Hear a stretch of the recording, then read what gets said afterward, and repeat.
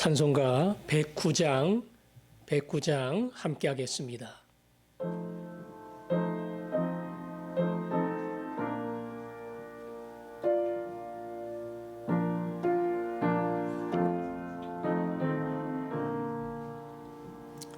고요한 밤, 거룩한 밤, 어둠에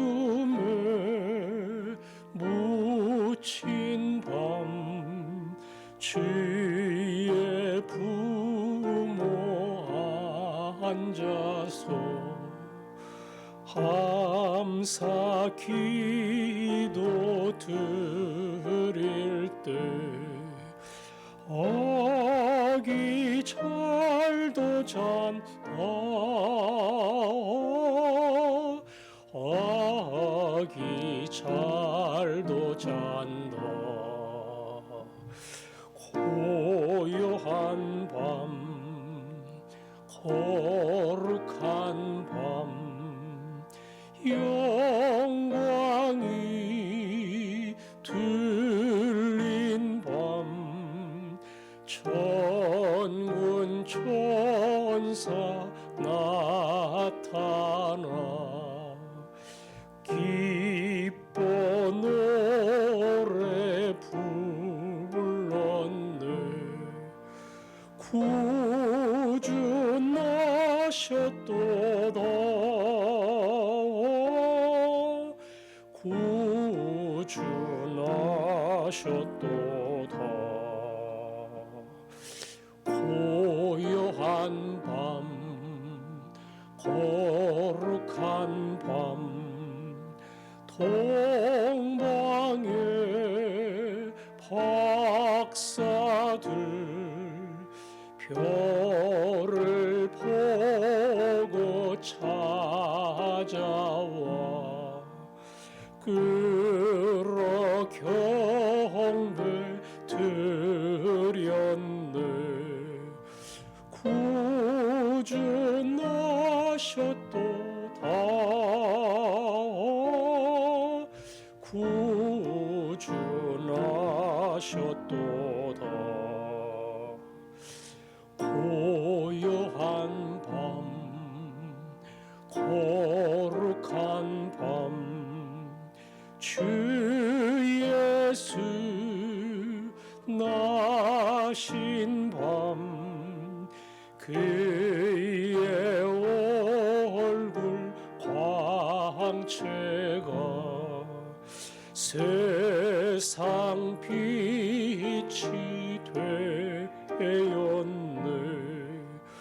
구주 나셨도다, 구주 나셨도다.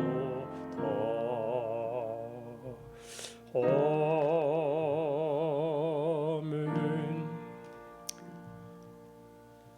오늘은 성탄절입니다. 예수님께서 육신을 입으시고 사람이 되셔서 우리 가운데 오셨습니다.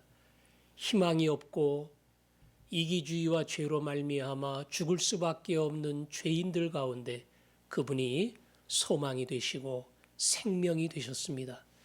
이 시간 어지럽고 힘들고 염려와 우울증이 있는 시대 속에 예수님만이 우리의 소망이 되도록 우리의 가슴 속에 아기 예수님이 탄생하는 은혜와 기적을 경험하는 오늘 하루가 될 수 있도록, 그리고 이 예배를 위해서 함께 기도하겠습니다. 아버지 하나님, 이 시간 이 땅에 오신 주님 그분을 기억하며 감사 찬양을 돌리기를 원합니다. 사람이 되신 하나님, 죄인의 모습으로 이 땅에 찾아오신 하나님, 죄가 없으신 그분은 죄인의 목숨 죄값을 대신하고 십자가를 지기 위해 이 땅에 오셨습니다. 우리 가운데 오신 하나님을 찬양합니다. 소망이 되신 주님, 생명이 되신 주님, 우리의 힘이 되신 주님을 찬양합니다. 이 시간 그 예수님을 기억하게 하시고 힘들고 어렵고 절망과 낙심이 가득한 이 세상에서 오직 예수로 말미암아 힘을 얻고 오직 주로 말미암아 소망을 얻게 하시고 하나님 등이 이 세상을 이기며 하나님 앞에 나아가는 주의 종이 될 수 있도록 아버지 하나님 도와주시기를 원합니다. 오늘 우리가 드리는 성탄의 예배를 받아주시고 믿음의 온 백성이 영상 앞에 앉아 하나님 앞에 나아갈 때에 하늘의 문을 열고 찾아오시며 아버지 앞에 드리는 예배가 하나님을 기쁘게 해드리도록 주여 우리를 사용해 주옵소서. 아멘. 예수님, 이 땅에 오신 하나님을 찬양합니다. 소망이 없는 우리들에게 빛이 되시고 생명이 되셨으니 이 시간 험악하고 힘든 시대를 살아가는 우리에게 찾아오셔서 이 시대를 이길 수 있는 믿음과 소망과 힘을 주시기를 원합니다. 오늘 성탄의 예배로 아버지 앞에 나아가기를 원하오니 사랑하는 주의 모든 백성들을 부르시고 영상으로 주 앞에 예배할 때에 하나님 받으시고 그 자리에 아기 예수님이 찾아오시는 놀라운 복이 임하게 하여 주옵소서. 예수님 이름으로 기도합니다. 아멘.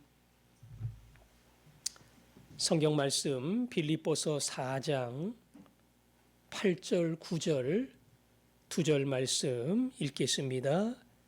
빌립보서 4장 8절과 9절입니다. 함께 읽겠습니다. 시작. 끝으로 형제들아 무엇에든지 참되며 무엇에든지 경건하며 무엇에든지 옳으며 무엇에든지 정결하며 무엇에든지 사랑받을 만하며 무엇에든지 칭찬받을 만하며 무슨 덕이 있든지 무슨 기림이 있든지 이것들을 생각하라. 너희는 내게 배우고 받고 듣고 본 바를 행하라. 그리하면 평강의 하나님이 너희와 함께 계시리라. 아멘. 끝으로 하는 것은 편지를 마감하면서 너희들에게 당부하고 싶은 말이 있다. 그런 뜻이지요. 그리고는 8절에 보니까 여러 가지 당부를 했습니다. 무엇에든지 참되며, 참되다고 하는 것은 진실하다, 거짓이 없다, 그 말입니다. 쉬운 말로 어디 가서 거짓말하지 않고 항상 사실 그대로 이야기하는 사람, 숨기지 아니하고 있는 본 그대로 진실되게 행동하는 사람, 너희는 그렇게 무엇에든지 참된 사람이 되어야 한다. 그 다음엔 무엇에든지 경건하며 그랬지요. 경건이라는 말은 하나님 앞에 서 있는 자세를 이야기하는 겁니다. 다시 말하면 신앙의 자세를 가지고 참돼야 하지만 항상 우리는 하나님 믿는 사람이다. 예수님 따라가는 예수의 사람이다. 그런 신앙의 중심을 가지고 살아야 된다. 그냥 사는 거하고 하나님이 나를 보고 계셔. 나는 예수님 따라 살 거야. 이런 하나님을 향한, 예수님을 향한 신앙의 중심과 목표를 가지고 살아가는 사람은 살아가는 모습이 달라질 수밖에 없습니다. 따라서 무엇이든지 경건하며 하나님 앞에 살아가는 사람이 되라. 세 번째는 무엇이든지 오르며 그랬지요. 오르며 하는 것은 법적으로나 도덕적으로나 잘못된 길을 가지 않고 바른 길을 가는 것을 의미합니다. 회사에서 일하는 사람이 뇌물을 받거나 회사의 자금을 일해야 되는 시간을 또 회사의 물건을 자기 개인 용도로 사적으로 사용하면 이거는 옳은 거 아니지요. 농사꾼이 농사를 지면서 내가 먹는다 생각하고 정말 정성을 다해서 키우지 않으면 이건 옳은 거 아니지요. 무엇을 하든지 바른 길을 가고 그야말로 하나님 앞에 부끄럽지 않은 옳은 길, 도덕적으로, 법적으로 항상 믿는 자는 그런 자리에 서야 한다. 요즘도 코로나로 많은 사람들이 염려하고 있습니다. 그 중심에 교회가 있다고 하는 것 자체가 우리에게는 마음의 큰 부담입니다. 극히 일부의 교회지만 방역 수칙을 지키지 않기 때문에 마스크를 벗는다든지 제한 숫자 이상 모인다든지 식사를 한다든지 이런 것 때문에 문제가 발생합니다. 이 방역 수칙을 잘 지키는 것도 믿는 자로서 옳은 길을 가는 겁니다. 무엇이든지 옳으며 도덕적으로 법적으로 옳은 길을 가야 한다. 무엇이든지 정결하며 그랬지요. 정결은 순결, 깨끗한 겁니다. 양심적으로.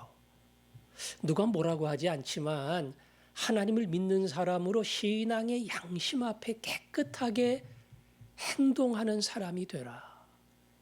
당연히 도덕적, 법적인 수준을 넘어서 내 신앙의 양심에 부딪히면 안 되니까 말과 행동이 달라질 수밖에 없겠지요. 그렇게 너희는 마음의 중심을 순결하게 하는 사람이 되어라. 그 다음은 뭐라고 했습니까? 무엇이든지 사랑받을 만하며 어디를 가도 말 그대로 다른 사람이 아끼고 사랑해주는 그런 사람이 되어야 한다고요. 교회 잘 다닌대요. 아주 열심히 일해요.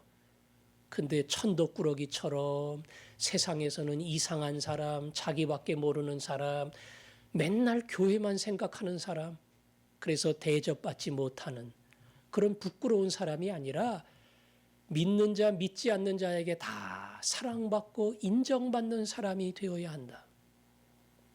그 다음 칭찬받을 만하며 이거는 말 그대로 다른 사람들이 박수를 보낼 수 있을 만큼 그렇게 모범적인 길을 가야 한다는 겁니다. 초대교회 특징이 뭐였습니까? 사람들에게 칭찬을 받는 교회였다.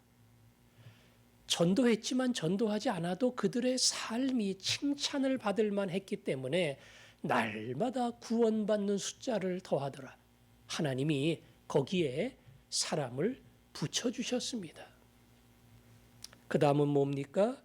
무슨 덕이 있든지 덕이 있는 사람. 덕이 있다는 것은 어찌 보면 마음이 넓고 품을 줄 알고 배려할 줄 아는 그러한 사람이지요. 항상 어딜 가도 째째하고 그러한 좁은 생각이 아니라 넓은 마음으로 품을 수 있어야 된다. 마지막 무슨 기림이 있든지 기림, 길이다, 높이다 그런 거 아니겠어요? 어디를 가도 존경받을 만한 사람이 되어라. 존경받을 만한 사람. 그래서 그 사람 보면서 저 사람이 예수를 믿는다면, 저 사람이 교회를 간다면 나도 가고 싶다. 이렇게 말할 만큼 인정받고 존경받는 사람이 되어라. 오늘 바울은 말합니다. 무엇이든지 어떤 일을 하든지 어떤 자리에 처하든지 어느 위치에 서든지 항상 너희는 오늘 내가 이야기한 그대로 참된 사람이 되어라. 경건한 사람이 되어라. 옳은 사람이 되어라. 정결한 사람이 되어라. 사랑받는 사람이 되어라. 칭찬 듣는 사람이 되어라. 그리고 덕 있는 사람이 되어라. 그리고 기림과 존경을 받는 사람이 되어라. 어찌 보면 쉬운 거 아니죠? 그러나 예수 믿는 사람은 이렇게 살라는 명령을 받았고 그렇게 살아야 믿는 사람이 가야 할 마땅한 길을 가는 겁니다. 바울은 9절에서 이렇게 이야기합니다. 너희는 내게 배우고 받고 듣고 본 바를 행하라. 바울은 로마의 감옥에 있습니다.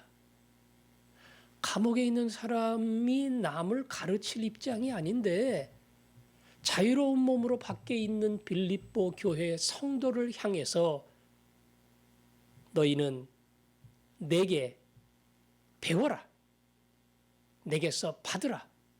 내게서 잘 들어라. 이렇게 이야기합니다. 바울은 빌립보 교회 성도들의 어찌 보면 개척 목사고 스승입니다. 비록 로마의 감옥에 있지만 그들을 만나지 못하지만 내가 너희들을 만났을 때에 내게 배운 것처럼 그리고 편지를 통해서 너희들을 권면할 때에 너희들이 받았던 말씀처럼 그렇게 나를 보며 나를 생각하며 너희의 믿음이 자라기를 원한다. 특별히 주목해서 봐야 될 단어는 배우고 받고 듣고 그 다음에 본 바를 행하라 그랬습니다. 배운다는 것은 그냥 말로 가르칠 수 있어요. 듣는 것도 전달하면 돼요. 그런데 본 바를 행하라 하는 것은 바울을 보고 삶을 보고 그 모습 그대로를 배우며 따라해라 그 뜻이죠. 예. 말하는 가르치는 것이 훌륭해서가 아니고 뭐를 이렇게 탁월한 인기 강사라서가 아니고 그분의 삶 자체가 그분이 걸어가는 길 자체가 벌써 나에게 도전이 되고 은혜가 되고 그걸 보면서 벌써 그 길을 따라가고 싶은 마음이 생길 때에 아니 그것만큼 확실한 교육이 어디에 있겠습니까? 감옥에 있는 바울은 빌립보 성도를 향해서 너희는 이런 사람이 되어라. 권면을 하고 있습니다. 목사도 멀리서 보면 설교하고 기도하고 그냥 웃음으로 대하고 좋은 사람이지요. 존경받는 그런 직분에 있는 사람이죠. 그런데 조금 가까워지니까 조금 목사를 아니까 실망스러운 게 자꾸 발견되고 야, 우리 목사님 그럴 줄 몰랐다. 그래서 목사는 성도들과 거리를 좀 둬야 된다. 그런 말도 있을 정도입니다. 물론 필요하겠죠. 그러나 말씀의 은혜를 떠나 가까이 가면 가까이 갈수록 더 존경스럽고 훌륭하고 배우고 싶은 그 삶을 볼 수 있다면 그게 교회를 이끌어가는 지도자로서의 목사의 마땅한 모습이 아니겠어요? 장로님들이 그래야 합니다. 우리 안수 집사님, 권사님들이, 집사님들이 그래야 합니다. 어디를 가서 점점 더 가까워질수록 참 귀한 사람이다. 참 진실한 사람이다. 약속을 지키는 사람이다. 주는 것을 좋아하는 사람이구나.